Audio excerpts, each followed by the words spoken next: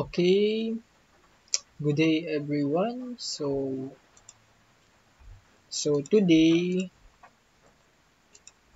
what we're going to discuss naman is our activity in or our learning task activity in data structures and algorithm. So this is CCCS 104. So so ngayon this is about a search problem by using linear search, and then another one is for binary search for the problem 2. So, so itong una natin is about linear search and policemen and thieves. So here, ang gagawin lang natin is, as we are given a size n times n, and ang specification niya is each cell in the grid contains either a policeman or a thief, and a policeman can only catch a thief if both are in the same row. So, ayan. A policeman can only catch a thief if both are in the same row. And each policeman can only catch one thief. Okay. And a policeman cannot catch a thief who is more than k units away from the policeman. So, kapag ang k is yung layo niya. So, ayan. So, ito yung format natin. So, this one, ito yung magiging variable natin doon. Or ito na din yung hihingiin natin. So, yung first line natin, so this one, sa sample output. So, ang first line is the number of test cases. And then, first line din, two separated integers and then k. So, this one, itong pangalawa. Itong dito. And then, yung sunod is yung grid. So, kung ilan yung nilagay natin dito, yun din ang ilalagay natin dyan. So, yung natin, yung n natin dito is, yan yung magiging rows natin. So, as we can see, 1, 2, 3. So, dahil yan dito sa 3. And then, so, let's start. So, ang dapat pala natin ditong makuha na output is yung maximum na pwedeng mahuli ng policeman. I mean, yung mahuhuli ng policeman. So, oops. Hindi pa din talaga siya gumagana. So, mano-manohin ko na lang to. CD downloads. Python. ppyy.py.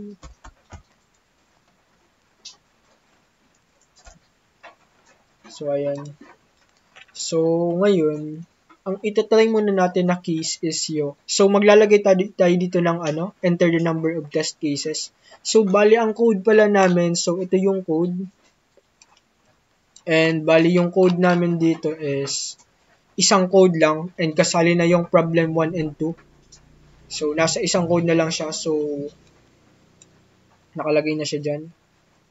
And then, oops. Alright. And this one. So, enter the number of test cases natin. So, bale, kung ilang test case muna ang gagawin, bale, sa labas pa naman to ng loop natin. So, ilagay na lang natin is, siguro 2. Alright. So, 2 kasi ang isang case is para dun sa linear, and another one for binary. So, let's get this. So, enter. Ayan. So, enter the problem type. So, 1 for linear search, 2 for binary search. So, mag-linear muna tayo. So, ayan. So, enter the number of test cases again. So, this one, para na to nasa loob na tayo ng linear search. So, ayan. So, ilagay natin is 1. Gayahin muna natin itong nandito. So, ilagay natin dyan is 1. And then, enter N and K. So, this one, ilagay natin to. Gayahin lang natin yan. Kung ano, ang ginagaya ko lang po is itong nasa sample input. So, this one is given. And then, kailangan lang natin makuha tong number 3. So, ayan, 3 and 1. Then, yung grade is P. So, yung P is police, and then yung T naman is yung thief, yung magnanakaw. So, T, and then P, and then T, P, T, then T, T, P. So, ayan. So, let's see. So, maximum number of thieves caught is 3. So, as we can see, tama naman yung ginawa natin. So, let's try another.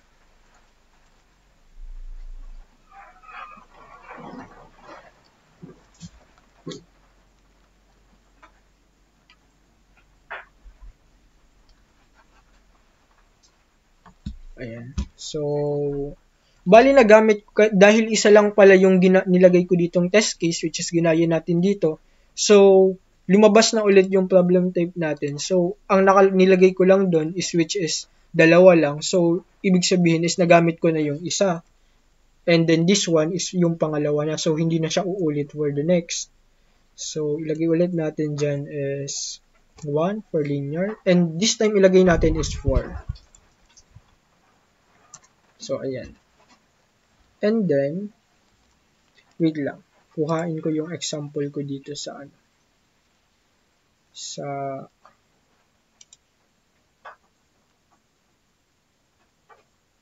nilagay kong word. So, gayahin na lang natin to.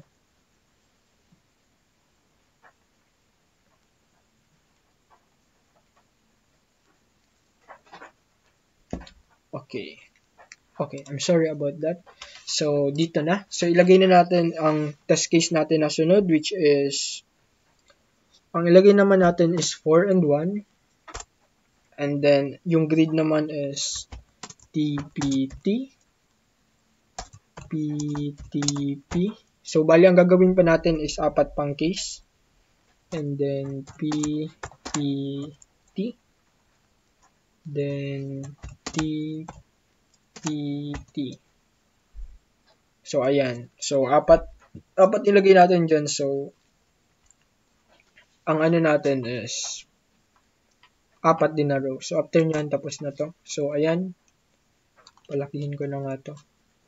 So, ang nakuha niya is 4. So, maximum number of thieves caught is 4. So, another one is, so, this one, the case 3 na tayo. So, enter N and case. Sabihin natin 2 and 1. And then, enter grade. PT. PT. So, ayan. Ang nakuha naman natin dito is dalawa lang. So, as we can see, ito. Dalawa lang naman. Bale, total of dalawang thieves. And nakuha niya lahat. So, another one. And dito naman, ang nakuha din natin dito is, ang gamit nating thieves dito is 1, 2, 3, 4, 5. Ang nakuha ng ang nahuli is 4 lang. So, dito, another one is, let's try 1. And then, T, P, P, P. Ayan. Maximum number of thieves caught is 1 lang. Alright. And yung maximum na thief natin na nandyan is 1 lang din. Another one is, so this is the last one.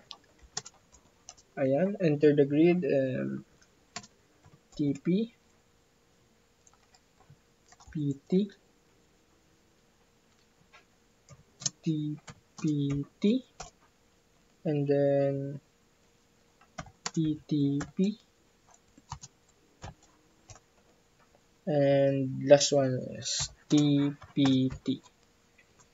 So, ayan, ang nakuha natin is 5. So, as you can see, so ang nakuha natin dito is tag-iisa yan, 1, 2, 3, 4, 5. So, 5 yung nakuha natin. So, ayan, and nag-end na din yung nilagay ko dito. So, nakita natin is wala nang sumunod. So, mag-aanot ulit tayo, mag-open ulit tayo ng terminal, mag-run ulit tayo. Kasi naubos na yung test cases natin na nilagay. So, another one.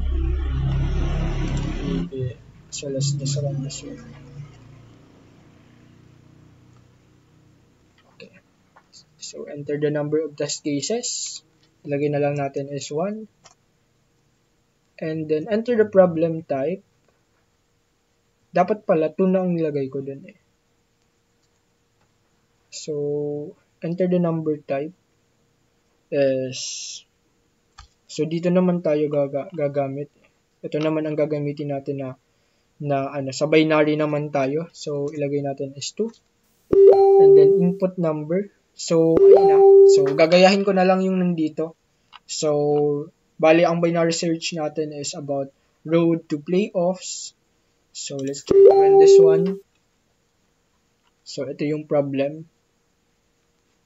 And then,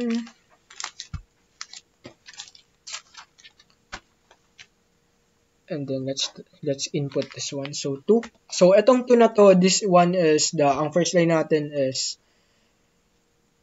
contains an integer t denoting the number of test cases for each test case. So, yan, yung natin, yung 2 natin. So, yan yung test case na gagamitin yan yung test case na ilalagay natin dito. So, ito yan, test case to. Same as yung number 2, pero hindi ko na siya nilagyan ng ganito pang test case. So, ilalagay na lang natin yan. So, 2. Alright. Okay. And then, let's enter. Alright, gayahin na natin to. 4, 2, 2, 1. 4, 1, 2, 3. Alright, okay. So, that's it. Ang naglumabas is 3. So, another one is 4, 1, 1, 1. And then, 4, 4, 4, 4. So, ang dapat kalabasan is 4. So, let's see that. So, ayan. So, and natapos na din yung natin kasi same lang din naman yung nilagay ko. So, let's just try another one. And ilagay ulit natin is 1. And then, yung natitira natin na case is 3. So, ilagay natin dyan is 3. Oops. Alright.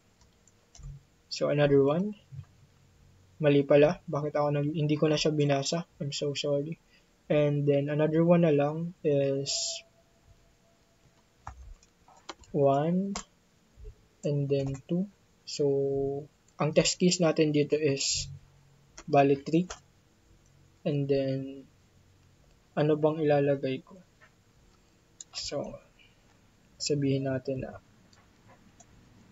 4 ulit. 4 teams.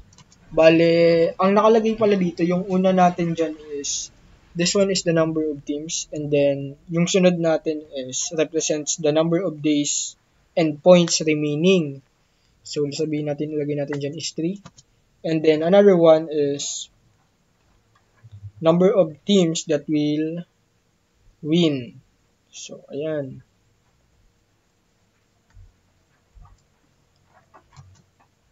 And then, 1. Ayan. So, ang output ulit natin is 3 pa din. So, same lang yung And let's try another one.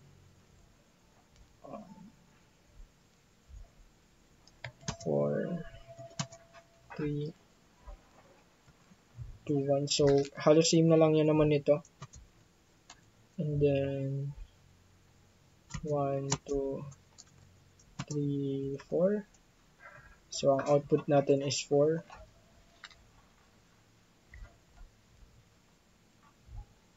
And then, another one. So, this one is the last one. 1, 2, 3, 4. And 1, 2, 3, 4. So, ayan. So, ang nakuha natin is 4 pa din naman. So, ayan. So, I guess that's it for today. And thank you for listening.